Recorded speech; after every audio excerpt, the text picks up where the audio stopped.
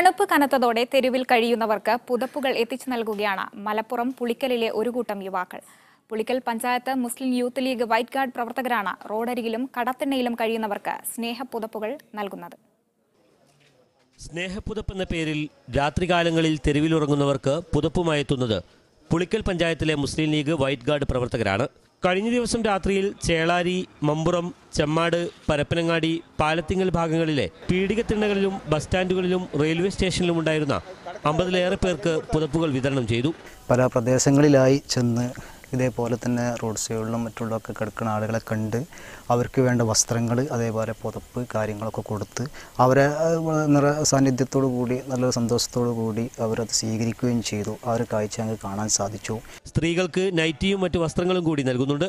White guard പ്രവർത്തകർക്കൊപ്പം വനിതാ league സംസ്ഥാന സെക്രട്ടറിയും മുസ്ലിം ലീഗ് കൗൺസിലറുമായ സറീന ഹസീബ് കുടുംബസമേതമാണ് പുതപ്പ് വിതരണത്തിനെത്തിയത്. പരപ്പനങ്ങാടിയിൽ ശിഹാബ് തങ്ങൾ ഫൗണ്ടേഷൻ പ്രവർത്തകരും സംഘത്തോടൊപ്പം ചേർന്നു.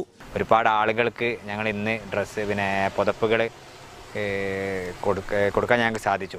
ഇനിയും ഒരുപാട് ആളുകൾക്ക് ഈ ഒരു സംഭവം ഞങ്ങൾ തുടക്കം മാത്രമാണ്. അത് ഇനിയും ഞങ്ങൾ തുറന്നുകൊണ്ടേയിരിക്കും. വരും ദിവസങ്ങളിൽ ജില്ലയിലെ വിവിധ ഭാഗങ്ങളിൽ സ്നേഹപ്പുതപ്പുകളുമായി സഞ്ചരിക്കാനാണ് പദ്ധതി.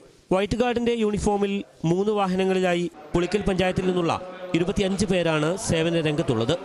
മീഡിയ 1 മലപ്പുറം.